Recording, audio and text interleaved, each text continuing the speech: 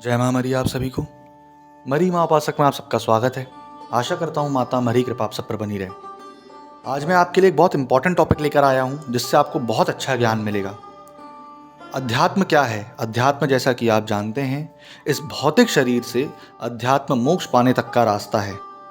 तांत्रिक इसकी शाखाएं हैं, तंत्र इसकी शाखाएं हैं, मांत्रिक हम हैं जो मंत्र करते हैं। उपासना, जाप, साधक, मंत्र, ये सारी चीज़ों से संसार घिरा हुआ है। परंतु आपने कभी सोचा, जो लोग कष्ट हरते हैं, इन सब चीज़ को साधते हैं, सिद्ध करते हैं, वो इतने गुस्सैल स्वभाव के क्यों हो जाते हैं? पहली चीज़। दूसरी चीज़, आप लोगों ने ये देखा होगा, जो लोग धाम चलाते हैं, दरबार चलाते हैं, बड़े बड़े गुरु हैं, तांत्रिक क्रियाओं का काट करते हैं, सारी चीज़ वो बहुत सारे लोगों को बैठा करके भूत खिलवा देते हैं, भूतों को हटाते हैं, प्रेत बाधा हटाते हैं। वो इतना थक क्यों जाते हैं? इतना जल्दी थक क्यों जाते हैं? वो इतना पैसा क्यों लेते हैं? वो इतने हवन क्यों डालते हैं? पैसा क्यों लेते हैं? कारण उसका बता रहे हैं। बहुत छोटा सा कारण है। मैं यहाँ पर बागेश्वर धाम, पांडोखर सरकार, ऐसे बहुत सारे जितने भी हैं बड़े बड़े धाम दरबार, उनकी बात कर रहा हूँ। कारण इसका ये है, सिंपल सी बात है, जब उन लोग ये सारी चीज़ों का आवाहन करते हैं, जैसे आप भैरव जी का आवाहन कर रहे हैं, तो मात्र उनके क्षणिक वेग से ही जो शरीर पर रहता है, ठीक, ऐसा नहीं है कि किसी को माता आ रही है या भाव आ रहा है तो हिलना डुलना बहुत ज़रूरी है, बहुत ज़्यादा चीखना चिल्लाना ज़रूरी है, या बहुत ज़्यादा जब आपका एक तत्व लीन हो जाता है उस पर, तो ये हिलना डुलना सारी चीज़ कम हो जाती है, बंद हो जाती है। भाव कब आया, माता कब आई, सवारी कब आई, पता ही नहीं चलता और वो काम करके निकल जाती है। तो वो जो क्षणिक मात्र वेग होता है, उस वेग के प्रभाव से हम बहुत थक जाते हैं।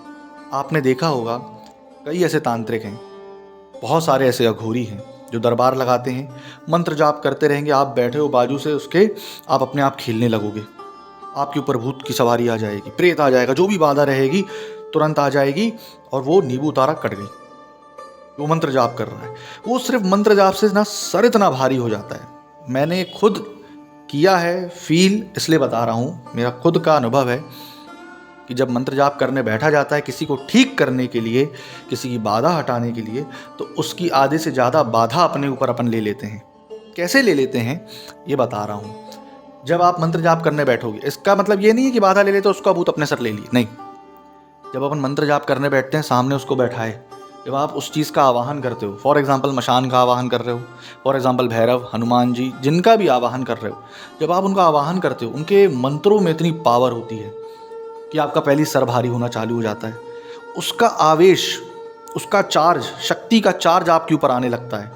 मन इतना भारी हो जाएगा, क्रोध इतना आने लगेगा, आंखें भारी हो जाएंगी, सर चढ़ जाएगा, मतलब उसकी ऊर्जा आपके अंदर आ गई। और वो सिर्फ क्षणिक मात्र ऊर्जा रहती है जो कि 3 से 4 घंटे तक आपको उस आवेश में रखती है, उस एनर्जी में रखती है। ये मेरे साथ हुआ है। मैं जब भी लोगों को एनर्जी ट्रांसफ़र करता हूँ, लोगों को शक्तिपात करता हूँ, धागा बांधता हूँ, मौली बांधता हूँ, जो भी क्रिया करता हूँ, मैं बाजना मट गया, मैंने मंत्र जाप चालू किया, सर भारी होना चालू हो गया, क्योंकि उनका आवेश आ जाता है। वो क्षणिक मात्र आवेश से मैं पूरे दिन के लिए फुर्सत हो जाता हूँ, खूब थक जाता हूँ। ऐसा लगता है किसी ने जूतों की मार मारी हो, डंडों की मार मारी हो, और सो जाओ उसके बाद घर आके। बैठे बैठे अपने आप नशा होने लगता है, अपने आप उनको याद करो, मंत्र पढ़ो, अपने आप नशा होने लगता है।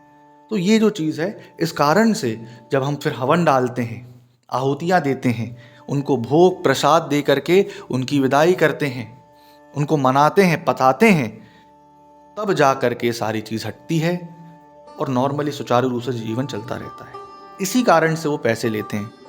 मैं यहाँ ये नहीं बोल रहा हूँ कि अभी देखो, एक बात बताओ, धाम वालों की बात बोल रहा हूँ, करौली धाम, बागेश्वर धाम, जो भी है XYZ, उन्होंने हटाया आपकी भूत प्रेत बाधा, हनुमान जी ने आके हटाया, लेकिन आप क्या दे रहे हो हनुमान जी को? सोचो, वो आपका इतना बड़ा काम कर रहे हो और आप सिर्फ उनको देख रहे हो, फिर बोलते भगवान कुछ नहीं मांगते। एक लड़के का, एक पुत्र का फर्ज क्या बनता है कि अपने पिता को कुछ ना दे? इतना ही है तो मत दो भाई, आप मत कमाओ ना, अपने कमा रहे हो खुद खाओ, अपने बाप को मत दिया करो, माँ को मत दिया करो। तो अपन उसको बाप मान रहे हैं इसलिए, और हमारा फर्ज बनता है ना, पूजा पाठ अगरबत्ती। और चलो वो तो महाबली हैं, छोटे से मशान से काम कराओ तो उसको तो देना ही पड़ेगा, यह क्योंकि वो तो बिना भूख के चलेगा ही नहीं, इसलिए वो इतना इसलिए थक जाते हैं। ये सारी जानकारी जो है अध्यात्म जगत की बहुत ज़रूरी होना चाहिए। इस कारण से जो धाम वाले हैं अपने ऊपर इतना जो बर्डन लेके चलते हैं सर पे शक्तियों का चुटैया पर, वो सारी चीज़ ये है, चुटैया कटी मतलब सारी चीज़ ख़त्म। इसलिए वो इतने उग्र होते हैं। कई लोग इसलिए तांत्रिक गालियाँ देते हैं, कई तांत्रिक इसलिए इतना गुस्से में रहते हैं। यूट्यूब पर भी ऐसे हैं, मैंने देखा है, उनका नाम नहीं लूँगा, काफ़ी अच्छे हैं वो, उनका ज्ञान काफ़ी अच्छा है ना। तो वो देखना कई बार गुस्से में ऊटपटांग बोलने लगते हैं, क्योंकि यार वो इतनी चीज़ लेके चल रहा है अपने सर पे, वैसे ही दिमाग गर्म रहता है। इसलिए जब आपकी वो चीज़ हटा रहा है, ना नेगेटिविटी हटा रहा है, नकारात्मक ऊर्जा हटा रहा है, इस कारण से जब वो हवन डालता है तो वो पैसा लेता है। तो आशा करता हूँ आपको जानकारी बहुत अच्छी लगी होगी, पसंद आई होगी। और अगर आपको और डिटेल चाहिए, डिस्क्रिप्शन में मेरा नंबर डाला हुआ है, आप उस पर कॉन्टैक्ट कर सकते हैं, जितनी मैंने साधनाएँ डाली हैं। जय माँ मरी।